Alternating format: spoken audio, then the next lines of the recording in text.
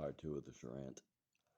My fucking phone constantly does that to me because I forget to clean out the trash. Yeah, so to make pasta the other night, it was the pot, the lid, the pasta spoon, 3 forks, 2 bowls, a plate, and a spoon, and a knife to make one pot of linguine. And she does that constantly. So now I just did this the other night. Every time she would buy silverware throughout her life, she would buy 2 full sets. And it used to make sense because on Thanksgiving there would be like somewhere between like 20 and 28 people that would come to her house. So it made sense, but she would always keep all of it in the drawer. So 2 full sets, and it was fine when she used the dishwasher. And her thing was always put it in the sink, and then the next morning when she got up, she'd do it. But she doesn't anymore. And every time it gets mentioned by anybody, she always says, "I can do that." Yeah, you can, but you don't. That's the problem.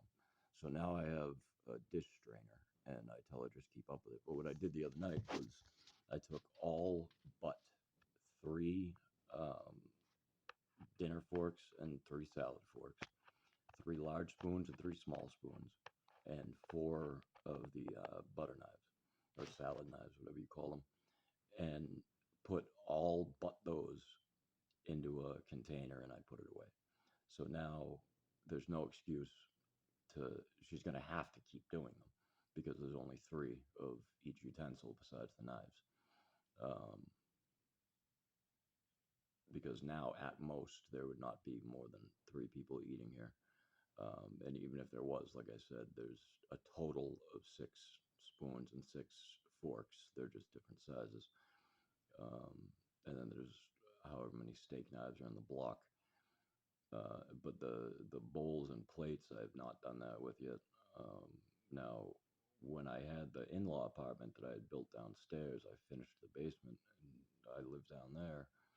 Um, I had these cranberry glass dishes, bowls, big plates, little plates, and I only had 2 glasses. So there was 2 glasses, and I put all the rest away except 3 of each dish. So 3 bowls, 3 small plates, 3 big plates, and then the silverware I only have 2 of each. 2 spoons, 2 forks, 2 knives, and then as far as like steak knives go, 1 of each. I have a bread knife, I have a steak knife, I have a paring knife, and then I had 2 long-handled spoons for like stirring, like one of those portable coffee mugs or whatever, and then 2 soup spoons. But I like to use chopsticks a lot too. But yeah, so anyway, I decided I'd start making videos on this channel to a show the stuff that I do craft wise, but also to vent about Alzheimer's. And because I'm saying to myself this morning how frustrating it's getting having to just constantly repeat these things and they don't sink in. Um, and it's like you don't get used to repeating things. You don't get used to repeating things. You don't get used to repeating things. But I think that you become accustomed to it. But I think that you become accustomed to it. But I think you become accustomed to it. And it gets, I don't want to say it gets easier. I don't want to say it gets easier. I don't want to say it gets easier. It's definitely just as frustrating every time. But you work with it a little bit more.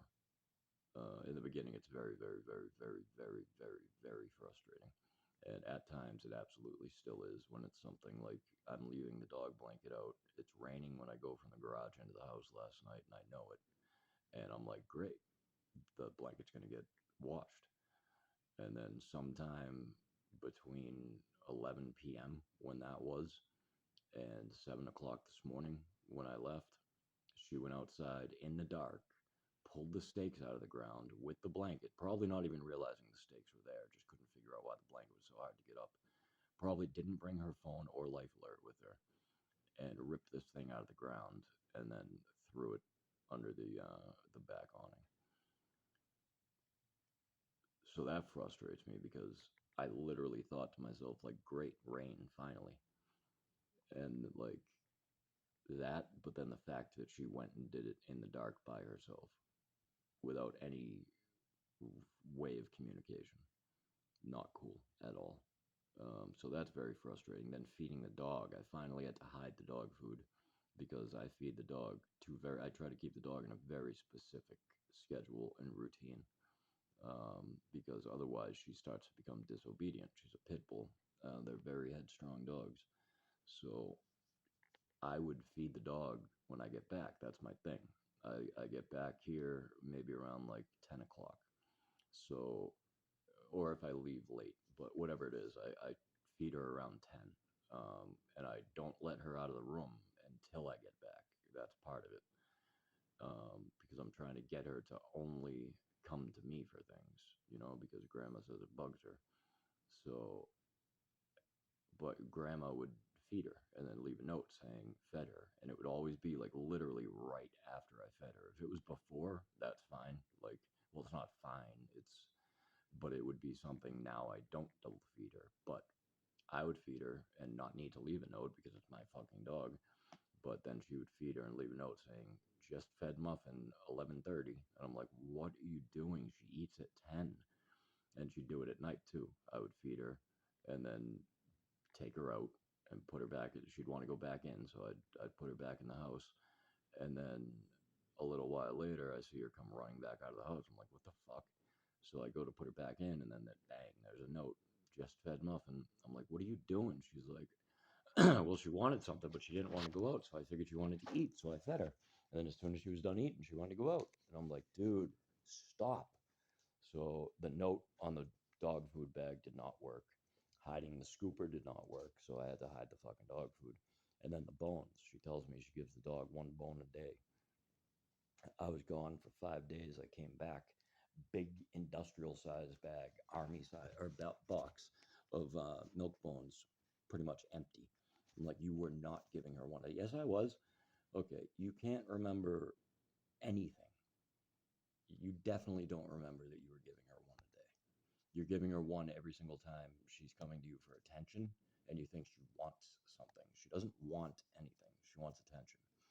And that gets to me too, is like she will come out to the garage, and I could tell she's coming because I hear along the walkway, and she'll come out dark, wind, rain, anything. She'll come out and be like, Muffin wants something, but I don't know what it is. How the fuck am I supposed to tell? I'm not anywhere near the dog.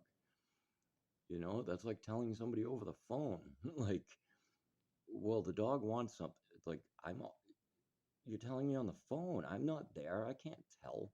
But literally, the dog doesn't want anything. The dog wants attention, is what it is. She loves attention. She's absolutely an attention whore. And when you've made yourself, even though you've been asked not to, and you haven't liked it when you did become, but you still continue, even though it's been explained to you how to not be anymore, but you still make yourself somebody that the dog goes to for things because you feed her, because you put her out, because you let her out of the room, because you give her bones, everything.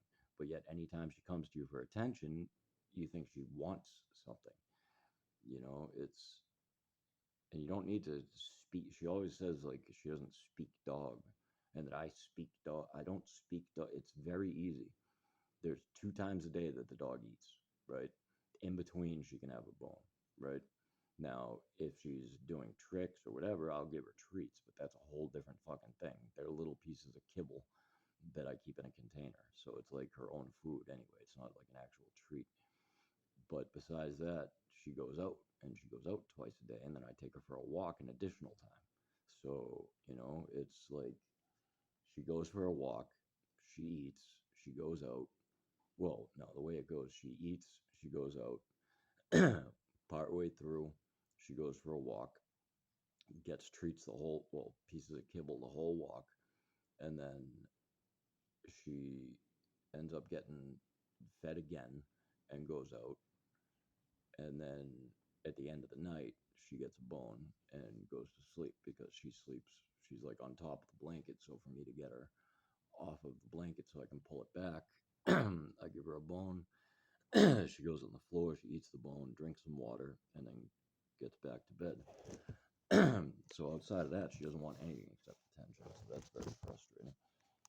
I could keep rambling and rambling, but I'm going to leave it there because this is my first, well, now second video, but just two parts because I just had to go into my trash bin and empty it to be able to finish this. So it's a two-part video. But yeah, since it's my first video, I'll leave it here with the ranting. I'm not going to try to fit everything all into one video, which is basically what I just did. I hope everybody has a great day. Enjoy this first two-parter from me, and you'll start seeing some building and creating and shit in the near future because I'm currently in the works of taking apart my bike carburetor and cleaning it and putting it back on. This is the bike real quick. You can see it. That's the bike. It's a 4-stroke fat moto that I probably put easily over 100 hours into, and probably another $500 worth of shit, like Harley mirrors. Made myself a little glove box thing with a removable lid. I did have that other seat with the with the backrest on it, but I put this one on there because it's got suspension in it, and this is a hardtail, so it sucks. I just haven't put the backrest onto this one yet because I'm waiting. I'm gonna make it black. Put the rack on the back. Made a custom license plate from the old Harley. I got the rear blinkers right now that work from the handlebars. I got to put front blinkers on, as well as hydraulic brakes. I got the custom exhaust that I put on there, which I'm going to be changing again. The speedometer that I put on that came off of an exercise bike actually, but goes up to 40, so that's good. What else did I do to it? Oh, my little trunk, but that's not on there right now. As well as the front fender I built out of an old moped fender that I had to just keep heat because it's for a 16-inch. These are 26-inch. Just keep heating it and heating it and bending it and bending it and cooling it and finally get it the right size. But I got real ones I'm going to be putting on sometime soon. And what else here? I put the ignition on there also. But yeah, that's it, I guess. There'll be more on that later, as well as a whole shitload of other things, because this is Bob's Garage, not to be confused with Bob's Workshop, because that's where all of my previous videos were and titled Bob's Workshop. Today on Bob's Workshop. So the future ones are going to be Bob's Garage. Maybe still be in the workshop at some point.